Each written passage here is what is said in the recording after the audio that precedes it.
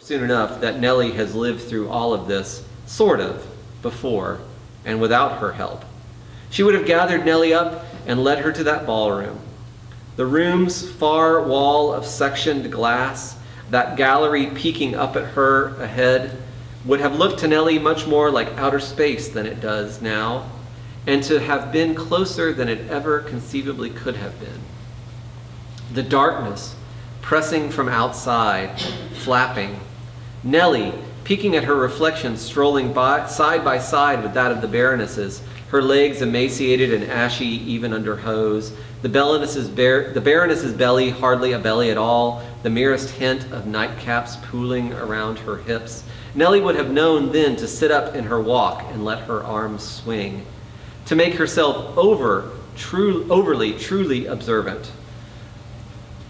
The ballroom would have been warm only in its upper elevations, empty but for a heater's cord and the humorless bus stop he-he-hes of its electric coils.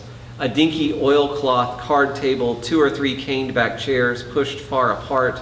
Her hostess's red was probably badly losing to her black at a solitaire match of backgammon. Only an interruption of Monk could have stopped the bloodbath. The Baroness would have wiped it all aside, and thinking nothing of it had Mr. Frank. His temples would have been cotton patches, his behind still ramrod even though the wool had gone to satin, a little man, so very little he could scoot under the swing of aging's sickle, skin as yellow as a cigar's. Mr. Frank served the tea in fine, but not the finest china. The Baroness alternately listening and shaking the dice in her cup, whether to absent her mind or to offer Nellie her choice of punctuation.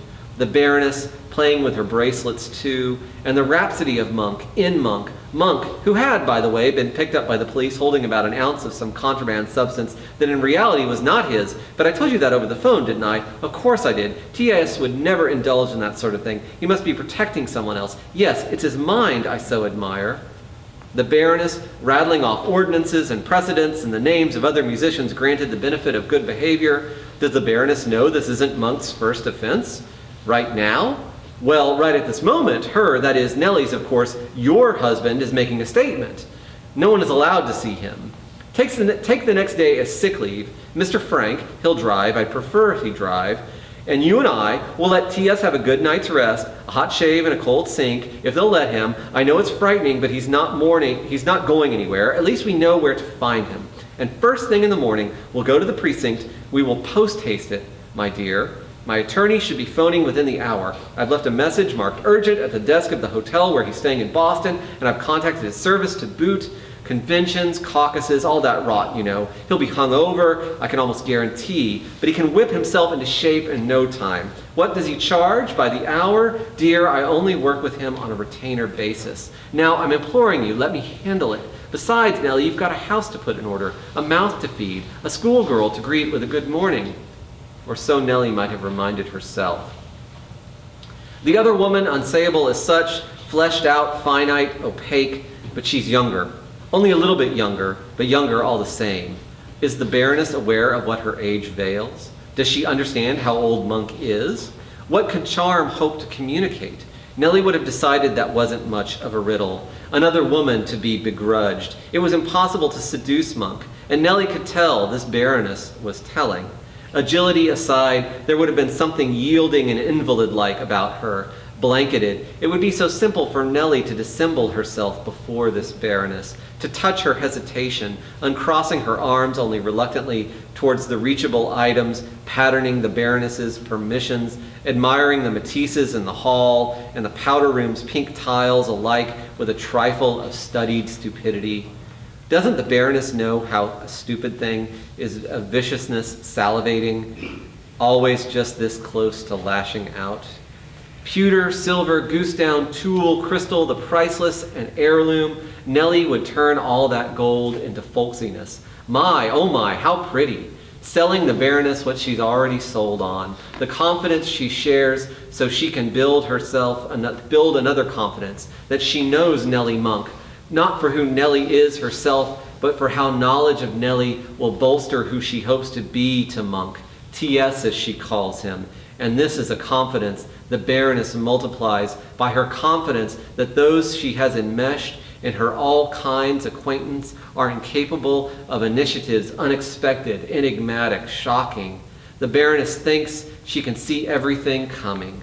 Did this Baroness see Monk coming? What does she see in Monk?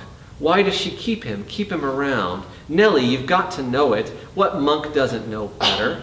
How else would he have anything to do with her? The Baroness would continue to make his tastes converge with her own. Yes, that was it. And not so much to keep him, but to keep herself decided. But Nellie, no, I don't understand this now or never ultimatum. I can't send you home, not yet.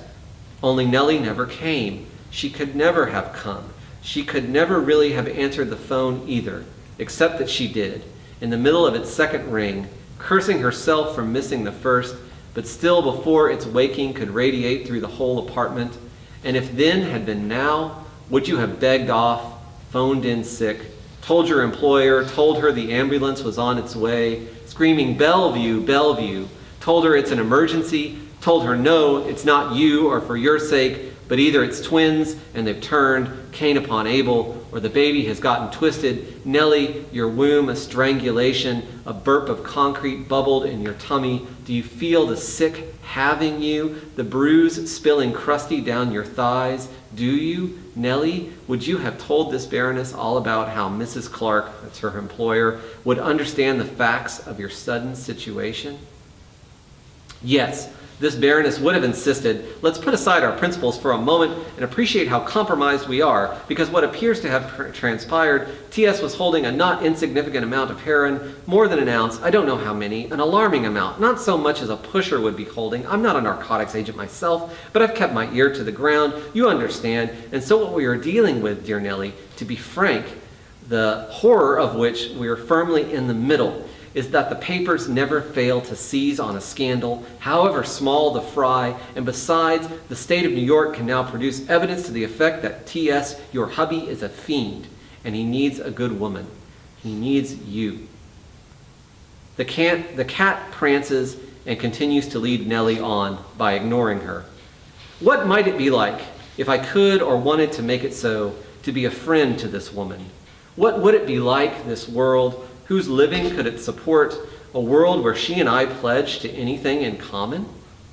It is as if the gasps and crows innuendoing out of the ballroom really could search the house's every inch and bluff its walls into talking.